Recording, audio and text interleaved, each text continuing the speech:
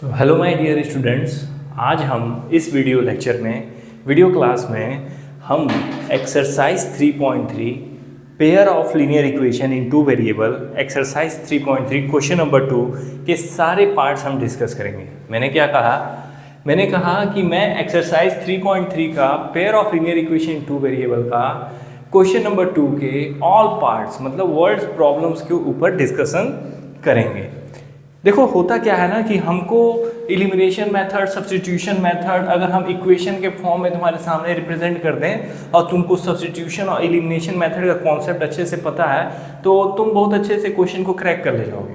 मगर जब हम क्लास लेते हैं और वहाँ पर जब बच्चों के सामने वर्ड प्रॉब्लम्स आता है तो वहाँ पर क्या होता है, बच्चे बहुत ही दिक्कत फील करते हैं, वो वर्ड्स प्रॉब्लम को सॉल्व ही नहीं कर पाते हैं। ठीक, और मोस्टली बोर्ड के एग्जाम में वर्ड्स प्रॉब्लम से रिलेटेड ही क्वेश्चन आपके सामने प्रेजेंट किया जाता है, जिसमें आपको अच्छे लेवल के क्वेश्चन मिलते हैं और अच्छा मार्क्स के क्वेश्चन उसमें बोर्ड के एग्जाम में फॉर्म्ड होता है, जो कि आपको बहुत अच्छे से क्वेश्चन आना चाहिए कि आप क्वेश्चन को क्रैक कर पाएँ। तो इसी कड़ी में हो गया जो भी इंट्रोडक्शन देना था, मैं एक्सरसाइज 3.3 क्वेश्चन नंबर 2 पार्ट 1 को मैं रीड करता हूँ। आशा करता हूँ कि आपके सामने NCERT बुक ओपन होगी और आप उस क्वेश्चन को देख रहे होंगे। मैं पढ़ रहा हूँ, आप क्वेश्चन को एक बार सुनिएगा। If we add 1 to the numerator and subtract 1 from the denominator, अगर हम नंबरेटर में 1 ऐड कर दें और डिनोमिनेटर में 1 माइनस कर दें, अ फ्रैक्शन रिड्यूसेस टू 1, एक फ्रैक्शन क्या हो जाता है, 1 हो जाता है। इट बिकम 1/2, वही फ्रैक्शन क्या है, 1/2 हो जाता है if we only add 1 to the denominator. अगर हम डिनोमिनेटर में 1 सिर्फ ऐड कर दें तो वही फ्रैक्शन क्या हो जाता है, 1/2 हो जाता है। तो व्हाट इज द फ्रैक्शन, तो फ्रैक्शन क्या है, व्हाट इज द फ्रैक्शन, ये पूछ रहा है आपसे कि what is the fraction. Question को एक बार और पढ़ो, exercise 3.3 question number 2 part 1। If we add 1 to the numerator and subtract 1 from the denominator, अगर हम नंबरेटर में 1 ऐड कर दें और डिनोमिनेटर में 1 सब्ट्रैक्ट कर दें तो अब फ्रैक्शन रिड्यूसेस टू 1, एक फ्रैक्शन क्या हो जाता है, 1 बन जाता है। उसी जगह पे इफ़ इट बिकम 1/2, वही फ्रैक्शन 1/2 हो जाता है कब, if you only add 1 to the denominator. दूसरा केस ये कह रहा है अगर सिर्फ डिनोमिनेटर में 1 ऐड करें तो वही फ्रैक्शन 1/2 हो जाता है। तो व्हाट इज द फ्रैक्शन, तो हमसे फ्रैक्शन पूछ रहा है। तो let the numerator and denominator भी, लेट ऐसे लिखोगे आप बोर्ड में, let the numerator be x and denominator be y। Numerator जो है आपका x है, डिनोमिनेटर आपका y है, ठीक है। तो फ्रैक्शन क्या होता है, फ्रैक्शन होता है नंबरेटर अपॉन डिनोमिनेटर। अब उसमें केस 1 देखो क्या कहा है, केस 1 बेटा आपके सामने कह रहा है if we add 1 to the numerator, numerator क्या है x और उसमें हम क्या कर दिए, 1 ऐड कर दिए और subtract 1 from the denominator, denominator में हमने y माना है और उसमें से हमने 1 माइनस कर दिया, तो फ्रैक्शन रिड्यूसेस टू 1। और वही केस 2 कह रहा है, केस 2 कह रहा है कि जो फ्रैक्शन है ना वो 1/2 हो जाता है, कब हो जाता है, when we add 1 to the denominator, जब हम डिनोमिनेटर में 1 जोड़ देते हैं, डिनोमिनेटर में 1 जोड़ देते हैं, that is y plus 1, numerator को ऐसे छोड़ देंगे, डिनोमिनेटर में 1 जोड़ देंगे। ओके, तो हमसे पूछ रहा है what is the fraction, fraction मतलब x y की वैल्यू यहाँ पे क्या होगी, फ्रैक्शन वैल्यू क्या होगी, वो चीज़ हमें बतानी है। तो आओ देखते हैं। सबसे पहले क्या करो ना बेटा, इसको यहाँ पे ट्रांसफर कर दो, जो मतलब इक्वल टू के इस साइड डिनोमिनेटर में है वो इक्वल टू के उधर नंबरेटर से मल्टीप्लाई हो जाएगा। तो ये हो जाएगा x plus 1 is equal to y minus 1। Variables को एक साथ रख लो, कांस्टेंट नंबर को एक साथ रख लेते हैं, तो क्या होगा x माइनस वाई और 1 प्लस 1 इक्वल टू किधर आएगा, तो -1 हो जाएगा, तो -1 -2 हो जाता है, that is x minus y is equal to -1 जोड़ोगे तो x माइनस वाई होता है -2, x माइनस वाई होता है -2। सिमिलरली इस केस में तुम इसको इधर ट्रांसफर करोगे और इसको यहाँ ट्रांसफर करोगे, तो ये हो जाएगा 2x is equal to y plus 1। y को इधर ले आओ तो 2x minus y is equal to 1। एक ये हो गया पार्ट को इक्वेशन 2 और इसको मान लेंगे इक्वेशन 1। अब हम क्या करेंगे, अब बेटा बाई यूजिंग, एग्जामिनर को दिखाना पड़ेगा, by using elimination method, by using elimination method, elimination method का यूज़ करके, बाई यूजिंग इलिमिनेशन मेथड, पहला इक्वेशन लिखो x minus y is equal to -2 and 2x minus y is equal to 1। अब कुछ बेटा तुम लोग ये डाउट करोगे कि आपने इलिमिनेशन मेथड ही क्यों लिया, सब्स्टिट्यूशन मेथड क्यों नहीं लिया। सब्स्टिट्यूशन मेथड यहाँ पे देखो, ऊपर वाले इक्वेशन y का कोफिशिएंट्स क्या है 1, माइनस भी है, और यहाँ भी y का कोफिशिएंट क्या है 1। एलिमिनेशन मेथड में क्या होता है, जब कोफिशिएंट्स दोनों के सेम हो जाते हैं तो हम क्या करते हैं 1 माइनस से एक इक्वेशन को मल्टीप्लाई कर देते हैं और प्लस माइनस से वैल्यू को चीर देते हैं। तो यहाँ पे क्या करना है, नीचे वाले इक्वेशन में माइनस से मल्टीप्लाई कर देंगे तो ये प्लस की साइन जो प्लस 2x है तो अब माइनस 2x हो जाएगा, और माइनस वाई है तो माइनस से मल्टीप्लाई होकर प्लस हो जाएगा, और प्लस 1 है माइनस से मल्टीप्लाई होकर -1 हो जाएगा। जब हम जोड़ेंगे तो माइनस वाई से प्लस वाई चीर जाएगा, और x में से -2x घटाएंगे तो -x आएगा। उसी तरह -2 में -1 जोड़ेंगे तो बेटा -3 हो जाएगा। माइनस से माइनस काट देंगे तो x की वैल्यू क्या आएगी 3 आएगी, x की वैल्यू क्या आएगी 3 आएगी। जब x की वैल्यू 3 आ गई, तुम उठा के इसको किसी भी इक्वेशन 1 या इक्वेशन 2 में पुट कर दो। हम पुट कर देंगे, कैसे लिखेंगे, put the value of x, put the value of x, put the value of x in equation 2, equation 2 में पुट कर दो बेटा। इक्वेशन 2 तुम्हारा क्या है 2x minus y is equal to 1, 2x minus y is equal to 1। अब x की value 3 है तो यहाँ x की यहाँ पे 3 रख दो, minus y is equal to 1, 2 3 जा 6 minus y is equal to 1। Variable को एक तरफ और कांस्टेंट नंबर को एक तरफ, माइनस वाई उठा के उधर करोगे तो प्लस वाई हो जाएगा, और 6 माइनस 1 करोगे तो y की वैल्यू कितनी होती है 5, that is y is equal to 5।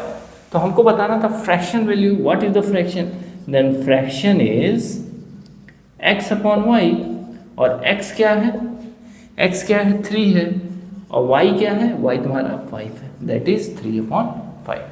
So we solve the problems based on word problems like this way।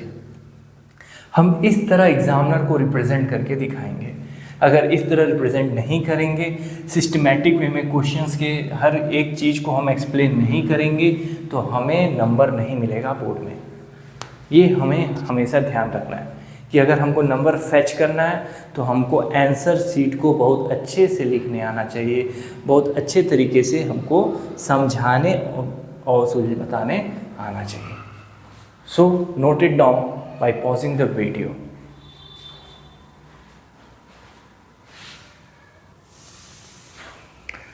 हाँ जी बेटा जी, अब आप देखिए एक्सरसाइज 3.3 क्वेश्चन नंबर 2 का पार्ट 2। ईयर पे प्रॉब्लम जब आता है तो हमारे बच्चे जो ऑफलाइन में हैं बड़े परेशान होने लगते हैं, सर ईयर बेस्ड प्रॉब्लम कैसे सॉल्व होगा, ईयर बेस्ड प्रॉब्लम सर कैसे करें। हमें सर बहुत दिक्कत होती है वर्ल्ड प्रॉब्लम्स को देख के, ईयर के प्रॉब्लम को स्पेशली। तो आओ हम उसे सुलझाते हैं, कैसे क्वेश्चन को क्रैक करना है। क्वेश्चन को मैं पढ़ता हूँ और आप क्वेश्चन को ध्यान से सुनेंगे, आपकी एनसीईआरटी आपके सामने होगी, उस क्वेश्चन को देखिए। कह रहा है 5 year ago Noori was thrice as old as Sonu. 5 साल पहले, मतलब आज से 5 साल पहले जो है Noori was thrice as old as Sonu. जो सोनू की एज थी उससे जो नूरी की एज है वो 3 गुना थी। कितनी गुना थी 3 गुना। मतलब आज से 5 साल पहले, आज से 5 साल पहले, मतलब आज अगर आज जो है Sonu 5 year ago Noori was thrice as old as Sonu, तो मतलब क्या है आज से 5 साल पहले। मान लो मेरी उम्र जो है आज जो है आज है 10 साल, आज से 5 साल पहले क्या रही होगी 5 साल। तो 5 साल जब उम्र थी मेरी तो उस समय कह रहा है कि Noori was thrice as old as Sonu. Noori जो है वो सोनू से क्या है 3 गुना थी 5 साल पहले। तो 5 साल पहले नूरी में से भी 5 साल घटाओगे और जो एज सोनू की रही होगी उसमें से भी 5 साल घटाओगे। ये कैसे होगा? लास्ट क्वेश्चन देखो, लास्ट में देखो उसने लिखा है how old are Noori and Sonu. नहीं समझ में आएगा मैं क्या बोल गया। उसमें कह रहा है 5 ईयर एगो, 5 साल पहले नूरी जो है वो सोनू की एज से 3 गुना ज़्यादा थी। रुक जाओ, बस इतने पे रुक जाओ। और लास्ट में देखो लिखा है how old are Noori and Sonu. Noori और सोनू कितने एज के हैं? तो जो चीज़ हमसे फाइंड करनी होती है बेटा हम उसको लेट कर लेते हैं। Let the age of Noori be x year and Sonu age be y years. ठीक है, हम लेट किए कि नूरी की एज एक्स ईयर है प्रेजेंट टाइम में और सोनू की एज क्या है, वाई ईयर है प्रेजेंट टाइम में। ओके, मगर आज से 5 साल पहले बेटा क्या करेंगे, नूरी की एज में से केस 1 देखो, केस 1 आज से 5 साल पहले, तो नूरी की एज में से भी 5 साल घटा देंगे और सोनू की एज में से भी 5 साल घटा देंगे। तो क्यों घटाएंगे? क्योंकि हम 5 साल पहले की बात कर रहे हैं, आज से 5 साल पहले की बात, मतलब आज मेरा 10 साल था तो 5 साल पहले 5 साल का रहा हूँगा। सो 5 साल पहले नूरी जो थी ना, नूरी की जो एज थी वो सोनू की एज से 3 गुना थी, मतलब 3 टाइम्स। मतलब जो सोनू की एज है ना उसको 3 से मल्टीप्लाई कर दो, वो एज रही होगी किसकी, नूरी की रही होगी। समझ में आया? अब इसको सॉल्व करेंगे तो x minus 5 is equal to 3y minus 15। Variables को एक साथ रखेंगे तो x minus 3y minus 15 plus 5 then x minus 3y is equal to minus 10। ये पहला इक्वेशन बना। फिर केस 2 देखो, अब केस 2 को फिर पढ़ना पड़ेगा। केस 2 कह रहा है कि 10 ईयर लेटर, मतलब प्रेजेंट टाइम में ही रह के और आज से 10 साल बाद की बात कर रहा है, मतलब वो चीज़ अभी हुई नहीं, वो भविष्य की बात कर रहा है। किसकी बात कर रहा है बेटा? भविष्य की बात कर रहा है कि 10 ईयर्स लेटर 10 साल बाद। ओके, 10 साल बाद क्या होगा बेटा? 10 साल बाद क्या होगा, जो एज प्रेजेंट में नूरी की x है उसमें 10 जोड़ देंगे और जो एज आज के टाइम में सोनू की y है उसमें 10 जोड़ देंगे। उसके बाद देखो क्या कहता है, उसके बाद ये होता है कि Noori will be twice as old as Sonu. और आज से 10 साल बाद जब नूरी की एज सोनू से कंपेयर करोगे तो नूरी की जो एज होगी वो सोनू से दुगना होगी। This is the equation. अब हम इस इक्वेशंस को सॉल्व करेंगे, वेरिएबल को एक साथ, कांस्टेंट नंबर को एक साथ, फिर देखेंगे कौन सा मेथड हमारा लगाना आसान होगा, फिर लगा के हम रिजल्ट निकाल देंगे। ओके, हम सॉल्व करेंगे। That is x plus 10 is equal to 2y plus 20। Variables को एक साथ रखेंगे, x minus 2y is equal to 20 minus 10, then x minus 2y is equal to 10, x minus 2y is equal to 10, x minus 2y is equal to 2। Okay, अब क्या करना है, using equation 1 and 2, using equation 1 and 2, तो equation 1 और equation 2 का use करेंगे। क्या देखो, x minus 3y is equal to minus 10 and x minus 2y is equal to 10। क्या करना है, अब देखो क्या होगा, एलिमिनेशन मेथड लगाना बहुत आसान होगा। कौन सा मेथड लगाना आसान होगा? एलिमिनेशन मेथड लगाना बहुत आसान होगा, क्योंकि यहाँ पे देखो वेरिएबल्स के जो x के वेरिएबल्स के नंबर्स हैं ना, कोफिशिएंट्स, वो दोनों सेम है। सब्स्टिट्यूशन क्यों लगाओगे भाई? तो एलिमिनेशन मेथड में क्या करते हैं, जो नीचे वाला इक्वेशन होता है ना उसमें माइनस का मल्टीप्लाई कर देते हैं, तो प्लस की साइन माइनस, माइनस का साइन प्लस और प्लस का साइन माइनस।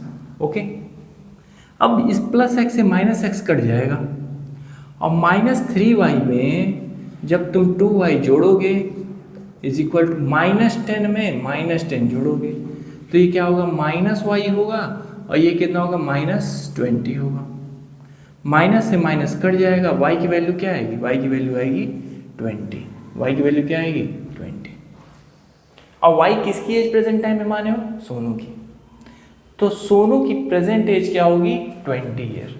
ओके, अब हम क्या करेंगे, इस y की वैल्यू को उठा के या तो इक्वेशन 1 या इक्वेशन 2 में पुट करेंगे। तो पुट द वैल्यू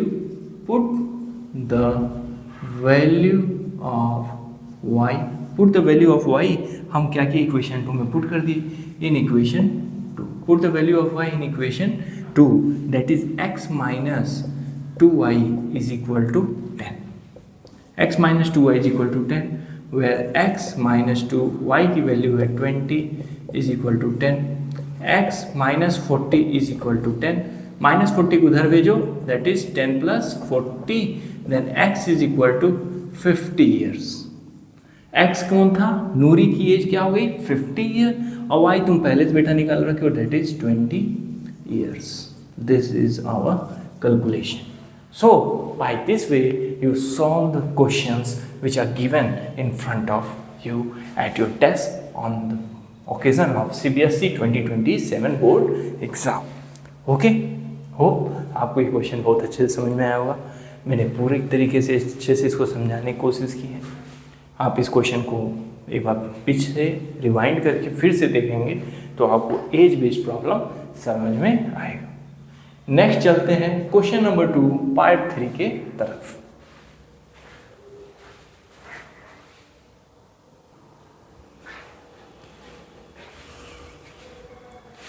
तो हम लोग देखते हैं क्वेश्चन नंबर 2 का पार्ट 3। क्वेश्चन नंबर 2 के पार्ट 3 में देखो क्या कह रहा है। क्वेश्चन को मैं पढ़ता हूं, आप आराम से इसको सुनेंगे। The sum of digit of 2 digit number is 9। The sum of digit of 2 digit number is 9। Also 9 times this number is twice the number obtained by reversing the order of the digit. Find the number.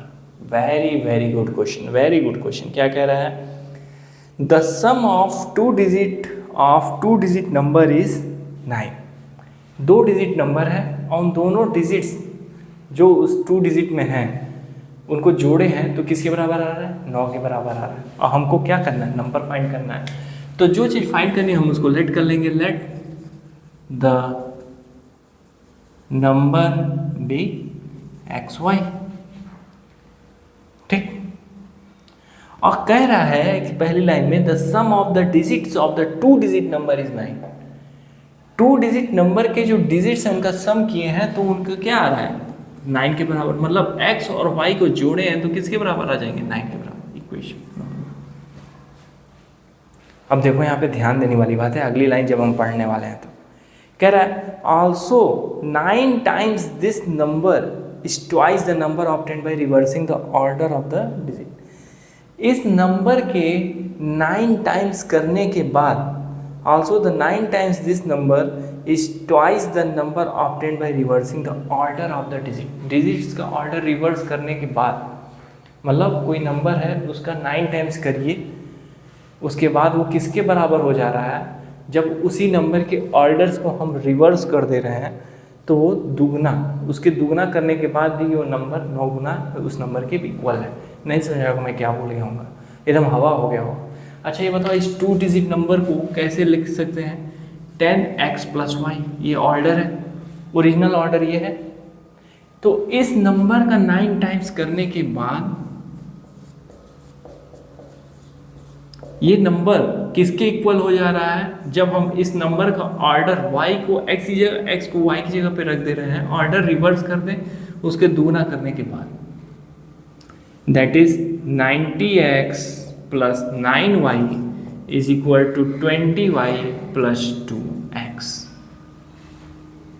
Solve करिए same variable को एक साथ, 90x में से 22x घटा देंगे तो इधर आएगा तो 88x हो जाएगा, और 20y को 9y में से घटाएंगे प्लस 9y में से -20 को घटाओगे तो -11 आएगा। तो ये क्या हो जाएगा, -11y is equal to 0। Equate कर दो, 88x is equal to 11y, 11 को 88 से काटो, that is y is equal to 8x, क्योंकि 11 8 × 88 होता है। इसको रख दो 3 पॉइंट पे। ओके, अब क्या करना है, पुट दिस इन इक्वेशन 1, इसको y को उठा के इक्वेशन 1 में y की जगह पे पुट कर देंगे, that is x plus 8x is equal to 9, 8x और x 9x is equal to 9, x की वैल्यू कितनी आ गई 1 आ गई। ओके और जब x की वैल्यू 1 आ गई, इसको उठा के इक्वेशन 3 में पुट करेंगे, क्या है y is equal to 8x, x यहाँ पे 1 रखे, then y is equal to 8। अब हमको नंबर फाइंड करने को कहा था, नंबर है हमारा x y, x हमारा निकला है 1, y निकला है हमारा 8, तो 2 डिजिट नंबर क्या है 18, जिनका डिजिट्स का सम करेंगे तो किसके बराबर आएगा 9 के बराबर आएगा। So note it down. This is the way we are going to solve in your CBSE board exam in our answer sheets.